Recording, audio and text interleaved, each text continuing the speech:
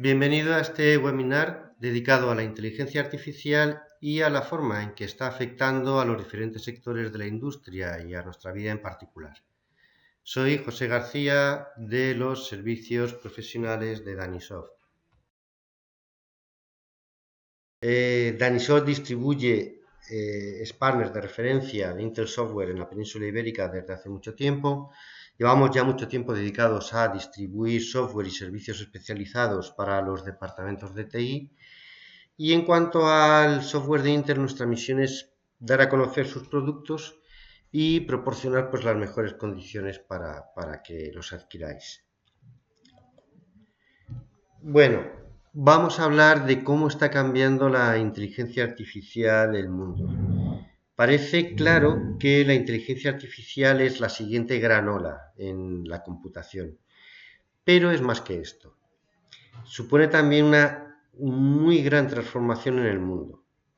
Al mismo nivel que lo ha supuesto anteriormente la revolución informática o que lo han supuesto otras revoluciones anteriores de gran calado, vaya. Por un lado, va a acelerar las soluciones a gran escala. Este tipo de problemas con soluciones a pequeña escala posiblemente llevaría años o décadas resolverlos. Por otro lado, va a desatar nuevos descubrimientos científicos porque nos proporciona una profundidad en el análisis de los datos que sin la inteligencia artificial por nosotros mismos no podríamos conseguir. También vamos a extender las capacidades humanas en cuanto a la percepción de forma similar a como lo hacemos, por ejemplo, con unas gafas o con un telescopio. Y por último, va a automatizar las tareas menos deseables, más peligrosas y también posiblemente los quehaceres cotidianos que son menos interesantes. ¿Y qué sectores son los que van a adoptar primero la inteligencia artificial? Intel ha hecho un estudio de la situación actual para poder contar con una previsión a 2020, que es dentro de nada, en 3 años. Y este estudio está basado en una cantidad importante de estudios, de trabajos y de ejemplos reales. Detrás de cada uno de estos elementos que veis en cada una de las listas hay ejemplos, casos reales de desarrollos que están o en producción o que ya están funcionando, o sea, están desarrollándose o están ya en producción, están funcionando en la calle, por así decir. La adopción empieza por los sectores que pueden tener casos de usos más claros. También por los que tienen un poder de venta mayor. Y también por aquellos en los que poder ajustar la toma de decisiones de una forma más rápida o más ajustada supone una mayor recompensa. De esta forma, los sectores que más rápido están adoptando la inteligencia artificial son el consumo, la salud, las finanzas y así siguiendo. En consumo, por ejemplo, encontramos asistentes inteligentes en muchas empresas. Conocemos Amazon Alexa, Apple Siri, Google Assistant, Microsoft Cortana, Facebook Jarvis, etc. Los chatbots, que son capaces de mantener una conversación para proporcionar una cierta ayuda, ya están en los servicios de asistencia telefónica del Banco de América, de Uber, de Pizza Hut, etc. Igual pasa con búsquedas inteligentes y con la personalización de los servicios. Están en muchas empresas.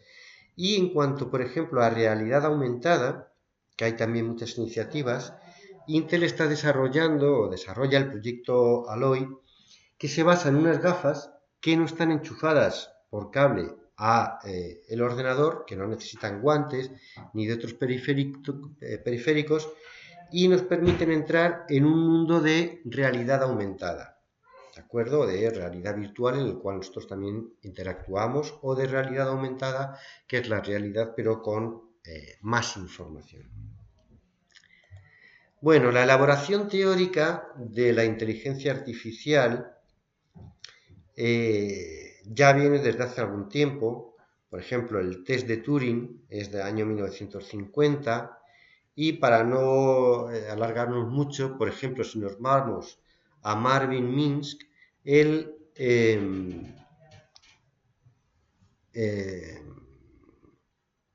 patenta el casco de realidad virtual en el mismo año en que yo nací, en el año 63, y ya ha pasado un tiempo desde esto.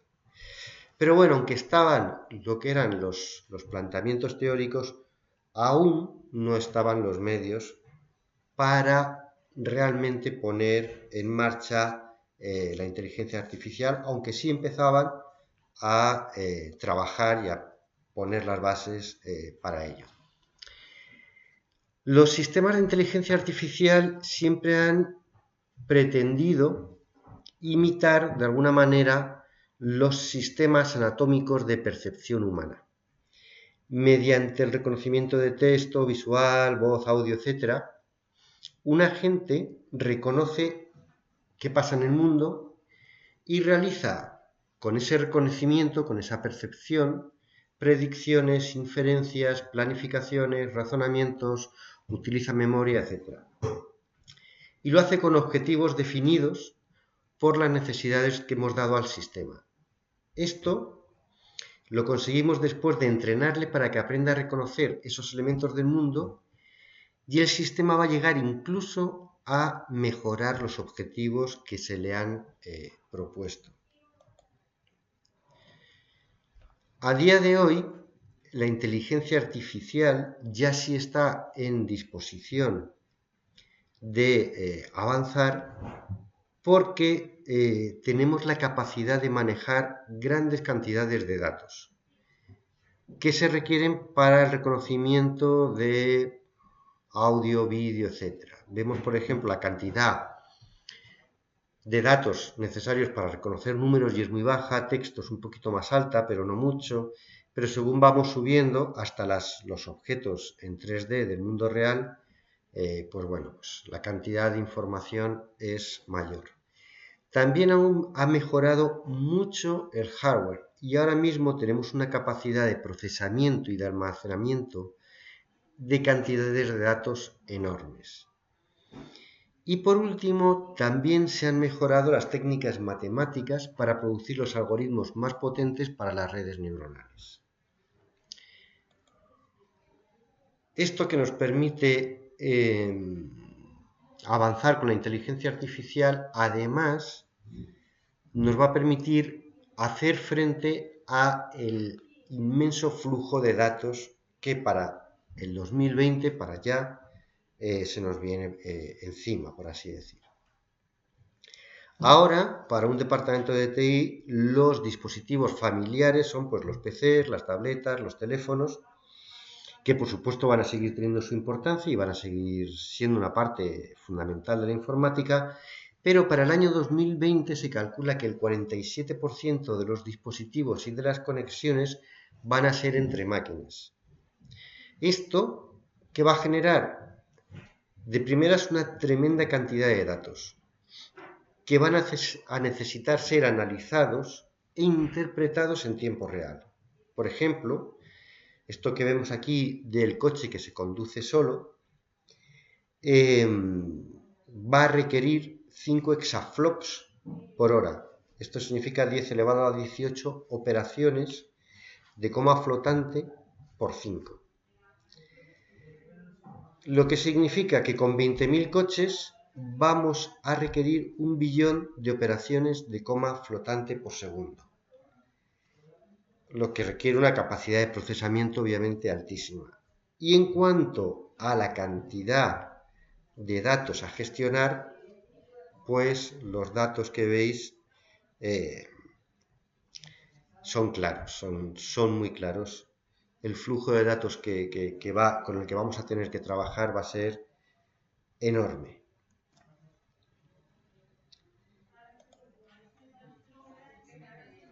¿Cuál ha sido el gran paso y es el otro pilar de la inteligencia artificial? Teníamos, por un lado, la capacidad de procesamiento y la gestión de datos como dos pilares importantes de la inteligencia artificial. El tercero es el deep learning o el aprendizaje profundo, que aunque también ha estado ahí desde hace algunos años, pero recientemente es cuando ha tenido la capacidad de dar ese paso adelante, ¿no? Y esto lo ha hecho gracias a la capacidad que tienen ahora mismo los sistemas de hacer procesamientos con un altísimo paralelismo y hacer que los sistemas neuronales tengan aprendizajes más complejos, más rápidos, y estos sistemas neuronales más complejos es a lo que llamamos deep learning o aprendizaje profundo. Al acelerar el reconocimiento de voz y de imagen, también lo ha hecho del procesamiento del lenguaje natural y ha conseguido unas curvas de aprendizaje mucho más interesantes que en mucho menos tiempo ha conseguido alcanzar el objetivo, que es tener menos errores que la capacidad de reconocimiento humano. En estas versiones avanzadas de redes neuronales, el objetivo es hallar patrones que sean válidos para el reconocimiento. Y para esto lo que necesitamos es manejar grandes cantidades de datos. Mientras más parámetros manejemos, más aceleramos el aprendizaje que es necesario para obtener reconocimientos que se ajusten a la realidad. Haciendo una analogía entre los nodos de las capas interiores de la red y las neuronas, y entre las conexiones entre nodos y las sinapsis neuronales, diremos que a mayor número de neuronas y de conexiones obtendremos más inteligencia. Si bien con los algoritmos actuales el número de capas y nodos por capa que se necesitan o que se pueden necesitar para alcanzar resultados interesantes son aparentemente pequeñas. No son muy grandes las cantidad de capas necesarias.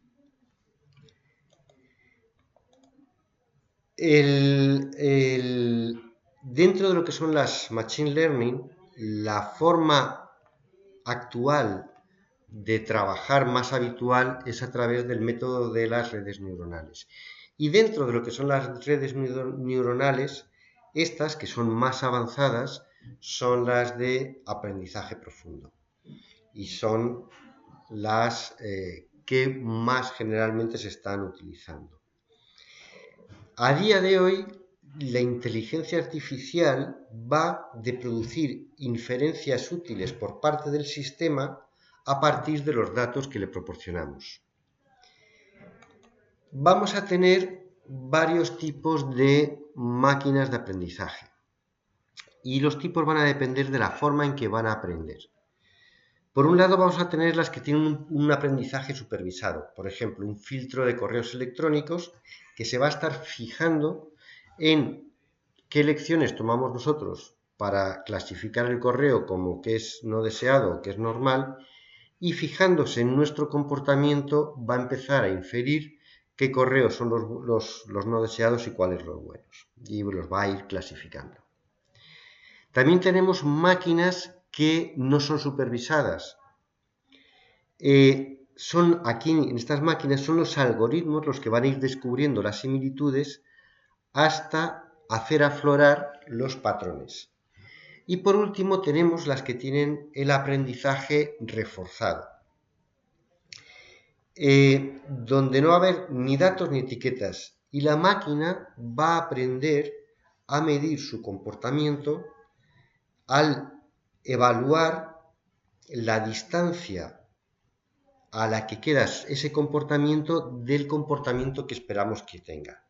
Entonces, midiendo ese error que tiene con respecto al comportamiento, entre el comportamiento real y el comportamiento deseado, va a ir ajustando y va a irse autoajustando y va a ir produciendo un comportamiento más cercano al de sus objetivos. En estos procesos de Deep Learning, un proceso típico, tendría dos fases importantes. Una es la del entrenamiento, que suele ocurrir dentro del data center, donde lo primero que vamos a hacer es cargar grandes cantidades de datos que están etiquetados para que nuestro sistema vaya reconociendo ese objeto, ¿vale? Luego, a continuación, vamos a tener que crear un modelo matemático de la red neuronal que nos permita ir obteniendo patrones, y luego, por último, va a haber una clasificación de esos objetos que le damos. En la segunda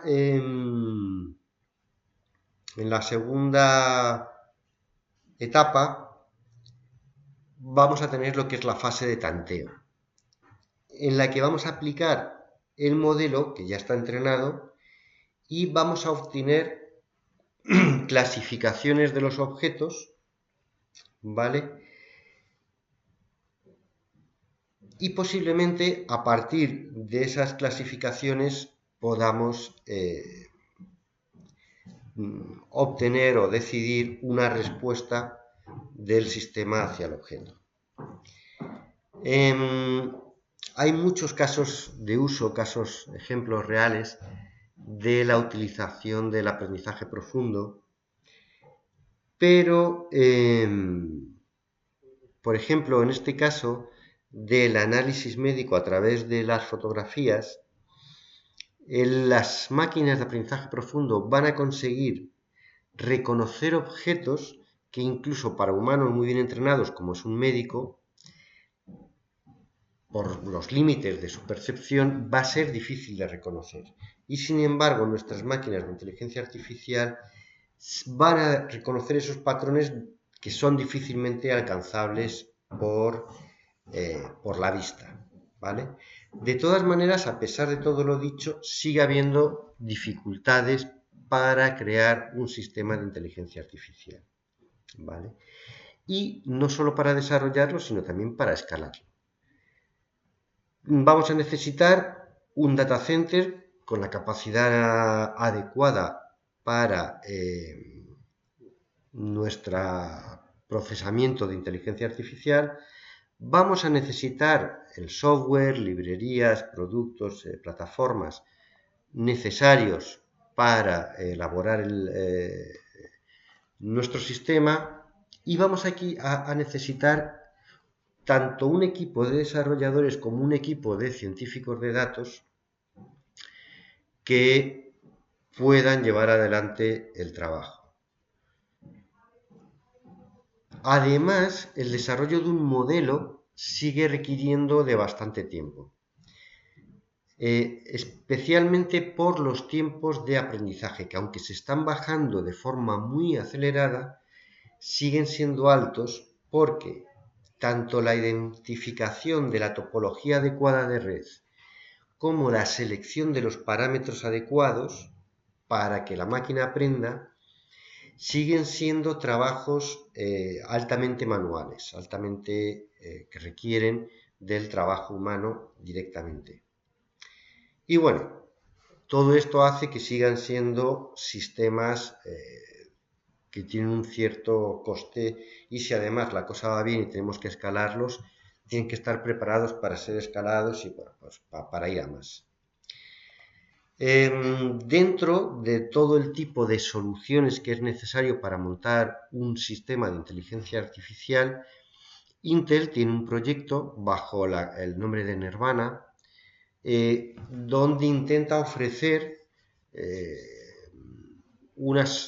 el mayor rango de soluciones posibles y se ha comprometido a hacer una inversión importante tanto en tecnología como en formación como en recursos de investigación para inteligencia artificial. Por el lado del hardware cuenta con los procesadores más avanzados. Hay que tener en consideración que, por ejemplo, de los 500 superordenadores más potentes que hay ahora mismo, el 80% utilizan el Intel Xeon Phi, y además están llegando nuevas familias como Crest para que permiten un mayor rendimiento en cuanto a procesamiento paralelo, etc. Un punto fundamental para todo este tema es el software. Y Intel también cuenta con soluciones tanto para Machine como para Deep Learning. En la parte de abajo están las librerías.